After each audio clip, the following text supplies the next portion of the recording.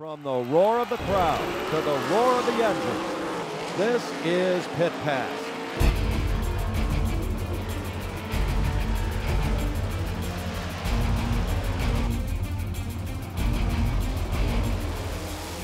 Pit Pass is brought to you by Jake's Karts.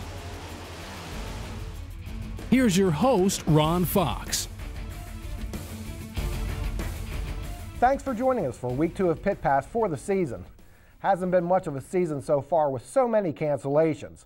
Despite that, we still have a good show for you. You know, like most off seasons, this year we've seen some significant changes at racetracks across Pennsylvania. At Port Royal Speedway, a new promotional team is in place for 2011. At the helm is promoter Steve O'Neill, a familiar face at the Juniata County Oval. I caught up with the principals involved to discuss what to expect for this year and beyond. Well, as far as being involved in racing, I actually grew up in this area, so I've been coming to Port Royal Speedway for all but 50 years. I started working at this racetrack back in the early 90s, and actually in the late 90s, I think 97 through 2000, I was not the president of the organization and also ran the races as race director here at Port Royal. When the decision was made late last year to change the track's management, the Fair Board gave Steve the opportunity to implement his plans to rejuvenate racing at the Speedway. The last couple of years, of course, with the economy and everything else, it's been some couple tough seasons here at Port Royal. So the Fair Board was actually talking about leasing the Speedway for the first time ever, and at the same time they came and approached me if I would come back to promote it. So I took the challenge and brought these guys on board, John Kroll and Sean Browse, to help me and to take on the challenge and try to turn Port Royal Speedway around. The new race director is John Kroll, who has been a track announcer at many central Pennsylvania tracks. He spent the past couple of years with the All-Star Circuit of Champions. It was an opportunity I didn't feel like I could resist. I've actually known Sean and Steve both for quite a few years, and I think we all look at things pretty much the same way, from the same point of view, all have the same goals for local dirt track racing, and so that's pretty much the reason I came on board with Steve and Sean. The third member of the team is Sean Browse. He is the new track announcer as well as its PR director. Saw my first race here back in the mid-1980s as part of a modified afternoon program. I remember falling asleep in the fourth turn bleachers. And Steve O'Neill and I have kind of talked about doing this deal here at Port Royal for many years if the opportunity would ever come about. And I was excited when he called me and said we might get the chance to do this, having been involved with sprint car racing, going to the races for at least 20 years now. This was always my favorite racetrack. It was always the most exciting place to watch a race, and if we can get that excitement back for the fans here at Port Royal and show them what an exciting night of racing could be, that would really be my goal. One welcome change by competitors and fans alike is the elimination of handicapping, which penalizes some teams. Bonus money is also available for teams electing to start farther back in the field.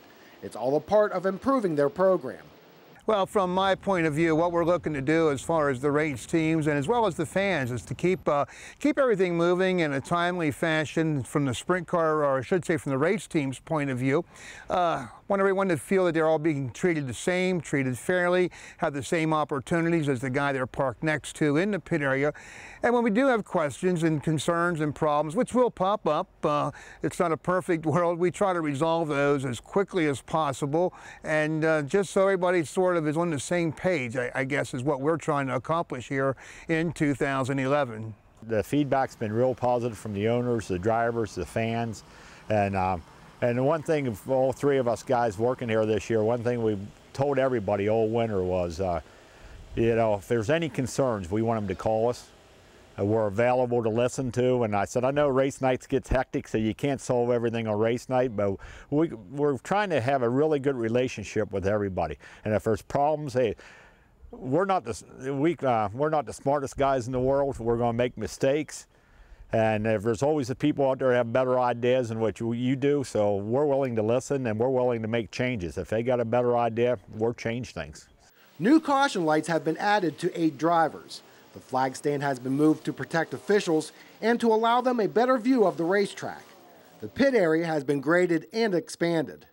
One major change for competitors and those in the pit area is the employment of one-way traffic for all vehicles. It's just become a lot more pleasant to work in from the spectators' point of view. We do have some spectators that go into the pit area. The competitors' point of view, they enjoy it much more. And of course, it's even safer for our track officials and pit stewards and such that are out there. It's just safer and more efficient for everyone. After problems with excessive dust last season, the former management group made efforts to alleviate the concern. That's still a project for Steve and crew. Plans are we would like to get some more clay hold down. We actually found some clay, some really good clay. It's not real close by, but with the weather again has been killing us, but we would like to work at getting more clay down for returns, and that's one of the projects we're still hoping to do. Of course, it takes a dedicated track crew and the necessary equipment to ensure a raceable surface. Mother Nature's not really been on our side from the very beginning of this situation, but they have done an outstanding job, and they just don't give up. They're out here on race day. They're out here through the week. They'll be out here. This is Saturday. Of course, they'll be out here on Sunday, working the track, getting it ready for next Saturday. And I think the drivers, the race teams, and the fans are going to see a tremendous difference in track preparation at Port Royal for 2011. The new promotions team is like-minded, which should foster improvement at this historic oval. The first auto races here were held in 1938, and weekly sprint car racing has been going on since the 1950s. So the history here is large, and the Speedway is a big half mile, and we really want to bring the excitement back and build the track back to what it deserves to be. We're just working to make things better and better and better each week, and we're already, believe it or not, looking at things we need to do for 2012. So I guess you take it a week at a time, but at the same time, you look ahead as far as you can. Well, at the end of the season, I hope and pray it's just a good, safe season for everybody. But at the end of the year, as long as I can see progress and still have the excitement of the fans and the drivers and the crews, that'll make me happy.